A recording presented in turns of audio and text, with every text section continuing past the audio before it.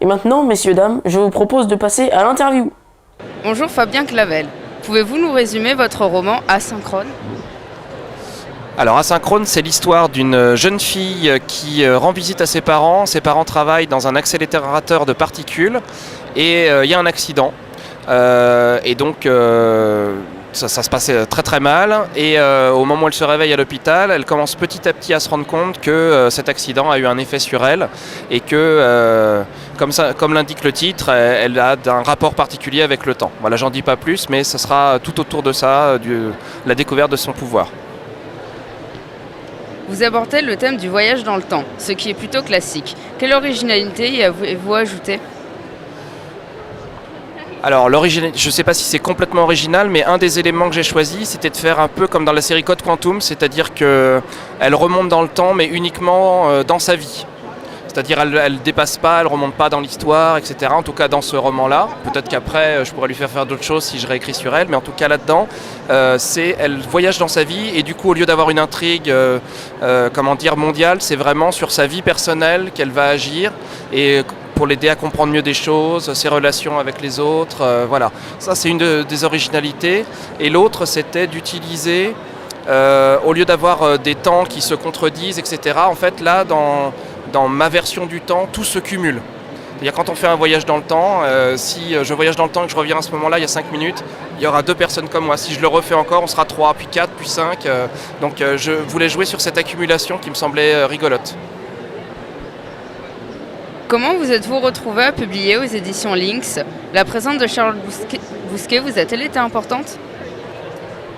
Elle a été très importante puisque c'est Charlotte qui m'a parlé quand elle s'est lancée dans l'aventure et elle m'a dit qu'elle serait intéressée pour qu'on travaille ensemble. Moi j'avais déjà mon manuscrit à cette époque-là, je l'avais écrit pour moi au départ, c'est-à-dire j'avais pas d'idée d'éditeur et j'avais écrit ça déjà il y a 2 ou 3 ans peut-être. Et donc du coup je lui ai proposé ce manuscrit, on l'a retravaillé ensemble et c'est venu comme ça. Et j'étais évidemment très content de travailler avec Charlotte. N'avez-vous pas trop de pression à publier le premier titre de cet éditeur avec Johan Elliott ?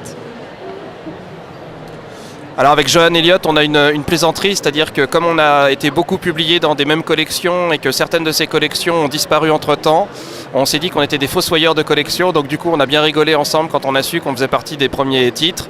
On espère que là, la malédiction n'aura pas lieu. Sans plaisanterie, en fait, souvent c'est vraiment une chance de débuter une collection parce qu'on a beaucoup plus de visibilité que les ouvrages qui viendront après. Donc non, pas vraiment de pression, au contraire du plaisir et de l'attente pour que ça fonctionne. En plus, le livre est très beau. Moi, je suis très content. Je pense que Johan est très content aussi du livre qui a été fait pour lui et écrit par lui, évidemment. Que pensez-vous de la couverture de Mélanie Delon ?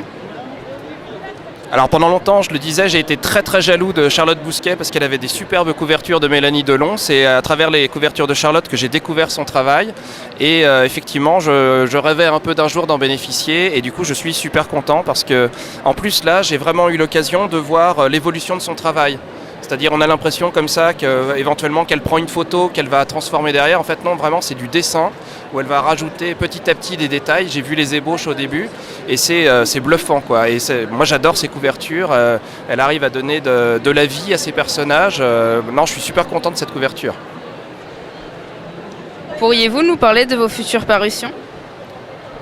Alors dans les futures parutions, on va dire que... Alors j'en ai une, alors dans une dont je ne peux pas parler, donc je ne vais pas vous en parler maintenant, désolé, je viens de m'en souvenir.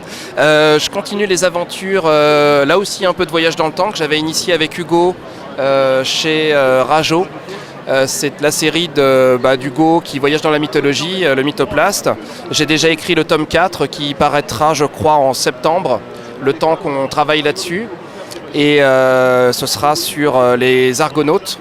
Donc on va rencontrer Médée, qui est la grande méchante de mon histoire, mais cette fois-ci on va la rencontrer toute jeune.